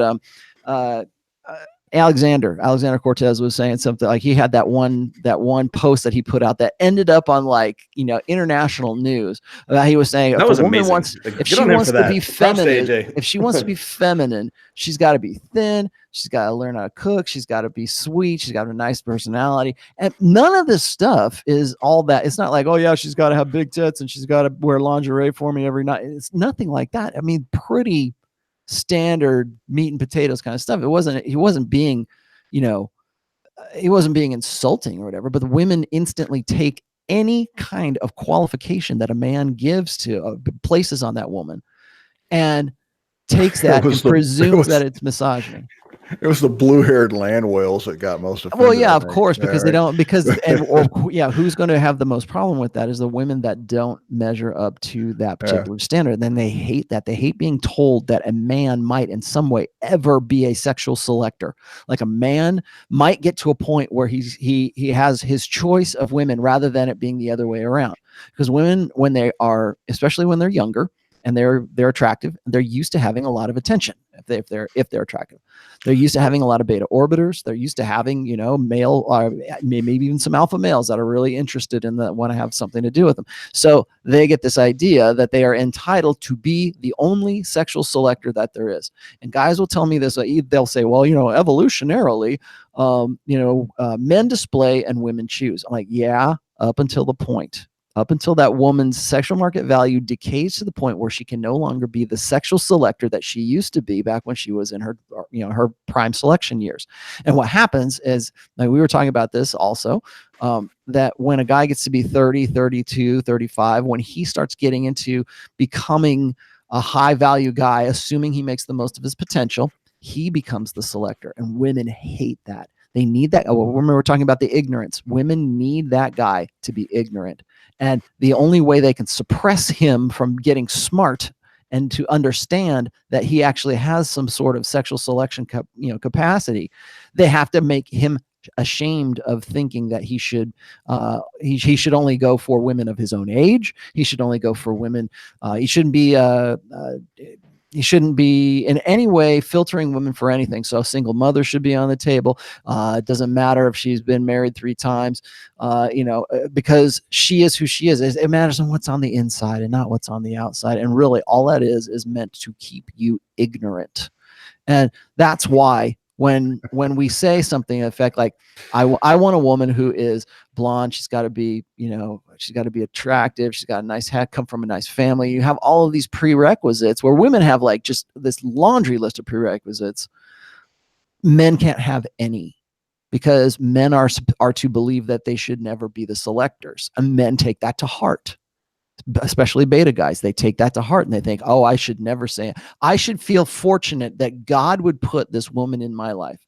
They attribute it to fortune. They attribute it to metaphysics. They attribute it to the clouds parting and the angels singing. Okay. Oh, well. And what do? I would talk about this with Pat all the time.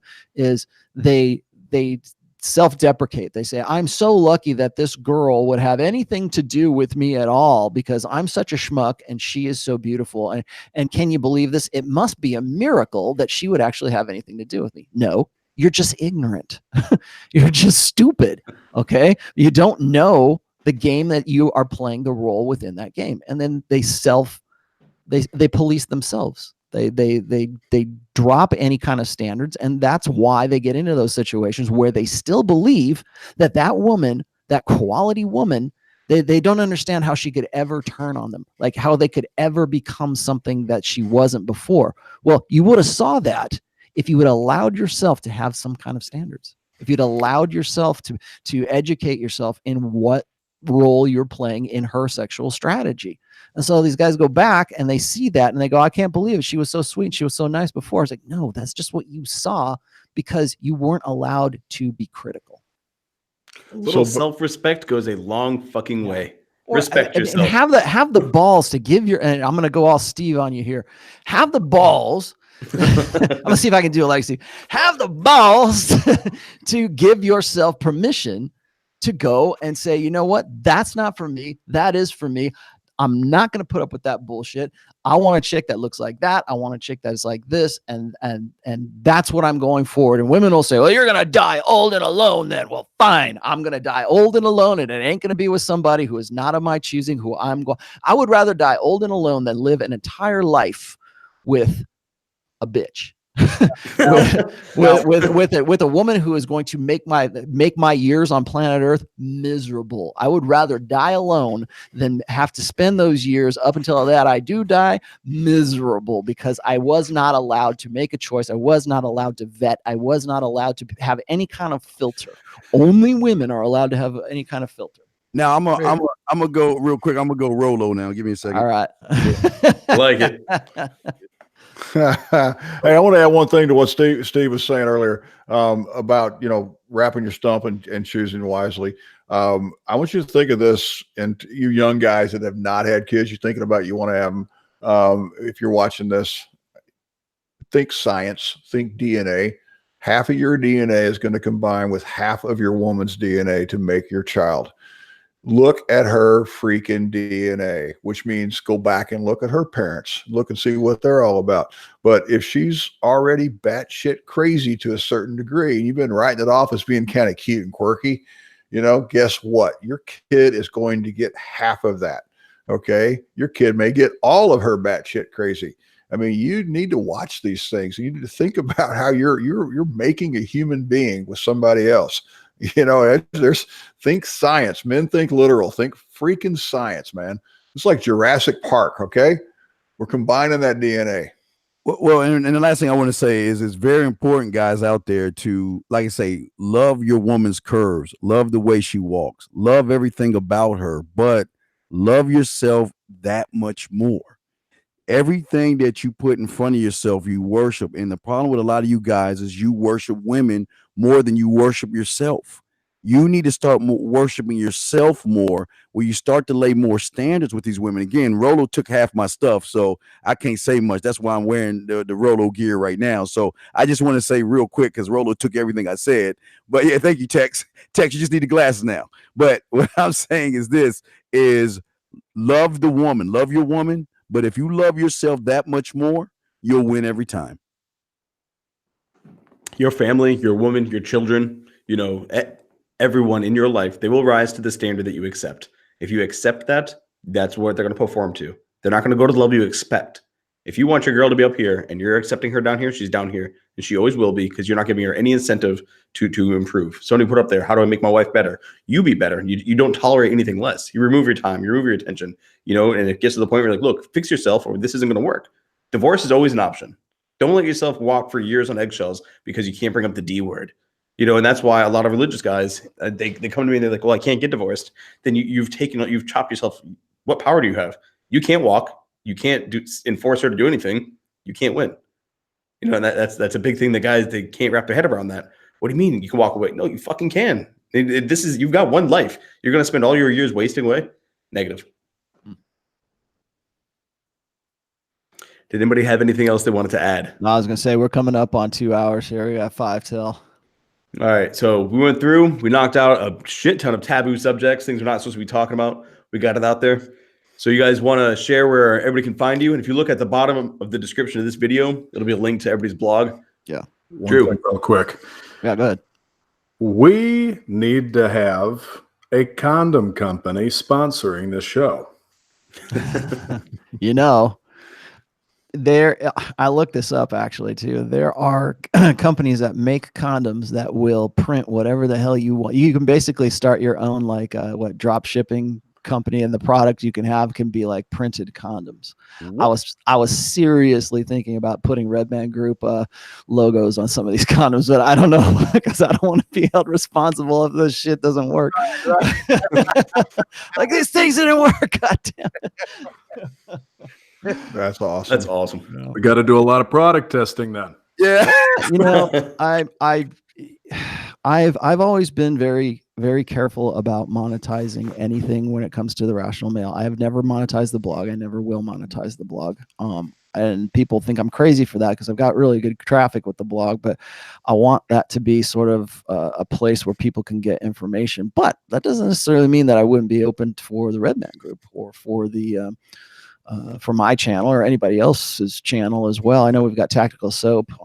I've got a few other guys that have been hitting me up about doing sponsorships and things like that. I think that's great. I think it's important that we have companies that support this show that are on board with our message, and that's really the hard part is finding. I mean, we could probably find a condom company. Actually, probably wouldn't take too much, but it's finding somebody who would be on board with Red Pill message is the trick.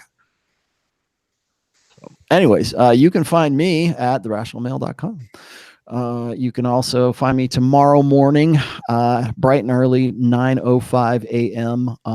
Just check my Twitter feed for the link. I'm going to be on with Pat Campbell on 1170 Tulsa's, where Tulsa comes to talk. And I don't know exactly what we're going to be talking about just yet. But anyways, I will be on live with Pat tomorrow. Then the Red Man Group on Saturday, the main channel, where I'll be on at 11. Our new time is now 11 a.m. Eastern. And so Donovan will be hosting that one, and then again I will be on my own Red Pill 101 on Sunday. So check my if you haven't subscribed to everybody here, please do, and if you haven't hit the like button, now's the time to do it.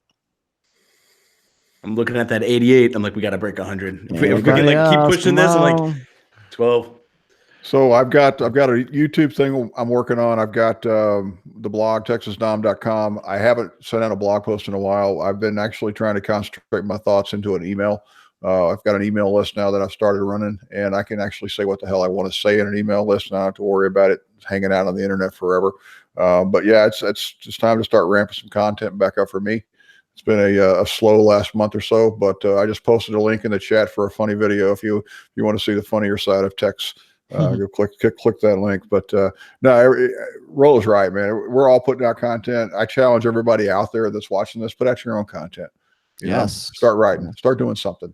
That's the only way we win this war, is if we're all out there contributing. So, Steve. Hey guys, again, it's always been a pleasure and an honor to be around such great men, and I just want to say thank you for having me on as well. And guys, if y'all want to get with me, no, I'm the darker version of Rollo. I'm not. Understand? He's the light version, but yeah, I want to check me out. Hit me up at themanmindset@gmail.com. My Instagram, Twitter, everything is the Man Mindset, and that's it. Thank you. Drew, where can everybody come find you? Oh man. Bay.com. So BAYE.com. And then I'm just Drew Bay, DREWBAYE, and everything else. Twitter, Facebook, YouTube. I'm really not doing the dating and the relationship stuff, though. It's all exercise. If you're a fat pussy and you want to be lean and muscular instead, I'll help you out with that. If your girlfriend's fat, send her to me and I'll fix that for you. That's awesome. Actually, so when I first came across your content, I think the first time we spoke, I was talking to you about youth training because I was thinking about doing stuff with my son's baseball team. And what's really cool is, since bringing you on here, getting your perspective on that, I've only known you as a fitness guy, but there's so much more coming to the table. So a lot of people, that's not your primary realm. The things we're talking about today is not your primary topic. So if they go to your site, they're like, this dude's just jacked and like doing all these things. Like, where's the game? Where's the marriage stuff? They won't find any of that on my all the stuff on my website, all my writing, all that other content is exercise and nutrition. For the game stuff, I refer them to you guys. For the family stuff, I send them to you and Craig. I stay in my lane because that is where I am strongest, but I try to help guys. In fact, real quick, the reason that I have been taking such an interest in this over the past few years is because I need this to help the guys that are coming to me for training. Because usually when they come to me for training, it's because of some sort of relationship problem. Either they don't have one and they want one, and they know that getting fit will help them with that, or they're getting out of a bad relationship, or they've just gotten divorced and they want to get back in shape so that they can get back out in the market. And I can help them with that. I can help them with that better than anybody. but I want to also be able to help them with this other stuff, the reasons that they're coming to me in the first place. So all of you have been phenomenal in that regards, and I'm glad to be able to send them your way for that stuff. You get somebody that's fat, you send them my way, and I'll help them with that. It's a win-win. All right, I am Hunter Drew, the Patriarch host, and it has been another good one. You know, I like getting these things together, like getting the message out there. A lot of the dads are reaching out. I usually write on thefamilyalpha.com, inside theFraternityofExcellence.com. You guys know what it is, but none of that really matters. What you should be focusing on is this May, the21convention.org. Get your ticket to the Patriarchs event. That's what matters. That's where we leave the electronic realm and we meet up in the meat world. You actually get to rub shoulders. You actually get to, I got that from Ivan Throne. You get to swap those notes literally. You get to share, you're like, hey, what do you think about this? You can, and it's just different. So if you want to invest in yourself and, you know, create something that's going to have lasting impact, not just on you, but the takeaway for your entire family, we're talking generational change here. So get your ticket, get it now. I'll see you in May. Gentlemen, take care. All right, guys. Thank you. All right. All right.